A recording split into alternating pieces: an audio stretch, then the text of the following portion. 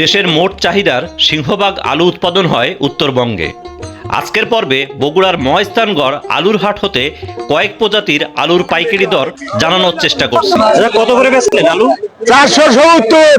470। তার মানে 13 টাকা মতো পড়ে মনে হয়, 12-13 টাকা কেজি। না হিসাব করে 13 টাকা কেজি। 13 টাকা কেজি। আমাদের এই পাশে দেখছি লাল টুকটুকে কিছু আলু নিয়ে আসছেন ভাইরা, গোল গোল সাইজের। কি আলু বলে এটা রে? এটা হচ্ছে রোমানা পাখরি। রোমানা পাখি, বিশাল নাম যে। কত করে চাচ্ছেন এগুলা? এগুলো পাওয়া হচ্ছে 700 টাকা, বিক্রি হচ্ছে 550-600। 700 চাচ্ছেন, কিন্তু 550-600 বিক্রি হচ্ছে এই আলুগুলা। দর্শক, এই পাশে আমরা দেখতেছি ছোট ছোট জাতের কিছু আলু। দাদা কি আলু বলে এটা রে? পাখরি। কত করে দিচ্ছেন? 600 টাকা। 600 টাকা, মানে 15 টাকা কেজি। আর এটা? এটা 700 টাকা। 700 টাকা।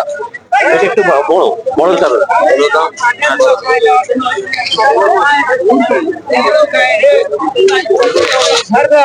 আসলে আপনাদের ছোট ছোট সাইজের কিছু আলু, বিভিন্ন সাইজের আছে, এগুলো একেবারে ছোট।